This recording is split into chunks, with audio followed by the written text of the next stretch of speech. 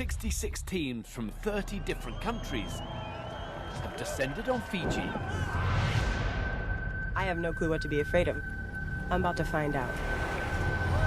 To compete in the world's toughest race. All right, everyone, if you need a little more adventure in your life right now, a new show hitting Amazon Prime will definitely fill that void. The World's Toughest Race drops on August 14th. I'm here with the show's host, Bear Grylls, to find out all about it.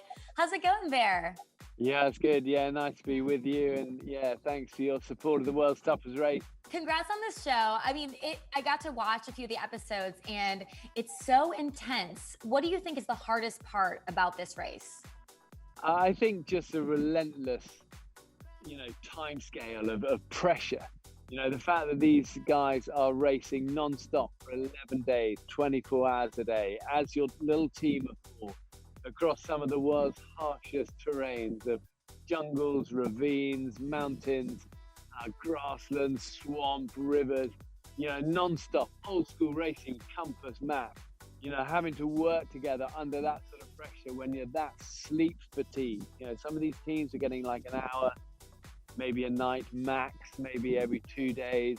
And after a while, it just takes its toll. And to see the greatest adventure racing teams in the world at the limit of human endurance and what drives them and their decision-making process under pressure and how they relate to each other and work together. It was incredible to be part of. Yeah, I mean, you're seeing people getting heat stroke. They're not sleeping a lot, like you said. The race seems so daunting. I mean, what's the best way for teams to prepare or train for this? I mean, what's the key to success here? I think, a lot of the teams train for literally years for this, So, one of the key things I said to them, literally in the days and the minutes before we start was respect the wild. Don't underestimate it. You're in this for the long haul. Be the tortoise, not necessarily the hare. Never switch off, never get complacent. Always be planning. Get used to change and having to adapt to your plans. Get used to failure. Get used to hurting.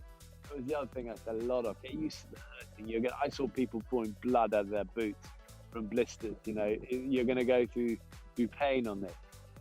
Work together as a team. The teams that work together best will win this. And ultimately, never give up. I said to them, write it NGU, never give up. Write it on the backpack in front of you, because it's the heart of the world's toughest race is resilience. Just listening to you talk about it, I'm inspired. I'm going to go for a run later today. I'm feeling inspired there. Why was Fiji the perfect location for this race? By the way, I love Fiji. I got to play Survivor in Fiji, so it was really cool to see you be there. But why did you love it so much? I think Fiji was a spectacular place to run the world's toughest race because of the diversity of terrain. 1 minute you could be in high, freezing mountains, then you can be in deep ravines and 100% humidity jungle, swamps, rivers are gone forever. You got the ocean and just the size of it as well. We were running a race across 670 kilometers, with the world's greatest adventure athletes. And the last eco challenge ever run 17 years ago was in Fiji. So bringing it back and making it even bigger and better, it felt fitting to do it where it all, last started. Yeah, I thought it was amazing. Now, you're known for being able to survive in the wilderness. How well do you think you would do if you were in this race? I think it's a tough one. I've done so much of this over years. These long expeditions, these long adventure endurance, journeys. And it was a big part of my life in the military. It's been a big part since. But I think to survive in the world's toughest race, you need to do nothing but train and focus for this for a year. Some of these teams were training for years for this. And I think I said to the guys, the closest I think that comes to this is the Special Forces selection that obviously I went through years ago. But this, in a way, is harder because you're not on your own. You got to do it as a team. You got to at times carry each other. And if one of your team drops out, the whole team's out. And I think that team element was a whole different factor, but a really unique and special part of the world's toughest race, and what makes it hard, but also what makes it powerful, because you see those friendships under fire, but coming through. And the power of friendships is amazing. It is really emotional and moving at points to see everyone work together. You've taken on the wilderness with plenty of celebrities over the years on your series Running Wild. If you could build your dream team for the world's toughest race with a few of those celebrities, who would be on your team? Oh, wow, it's a tough one. You know, I've taken so many amazing people for Running Wild over the years. You know, it'd be tempting to go for like maybe the Obamas, and then the highest paid sports in the world, the Roger Federer, you know, or I don't know, then there'd be some strong girls as well. You know, I look at like Kate Winslet and Michelle Rodriguez and, you know, Julia Roberts, so many inspirational people like that. But I think what I've learned is that the wild doesn't care who you are. That's the truth. The wild doesn't care. You know, you got to pick on just raw character. And the world's toughest race is such an example of that. You know, these are people who at this episode 1 on that start line, you have no idea who they are because they're not global superstars.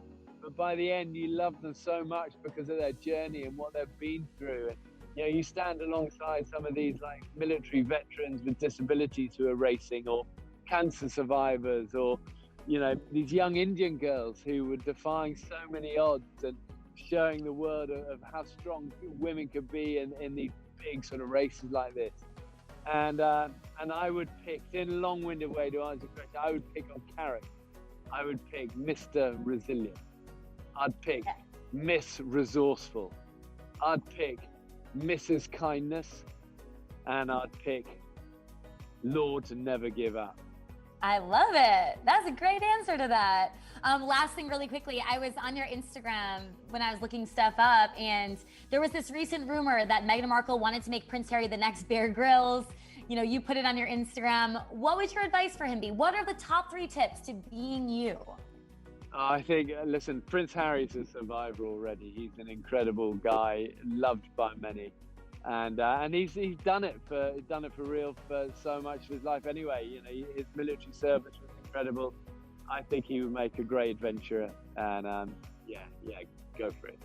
All right, Bear, thank you so much, and congrats on this.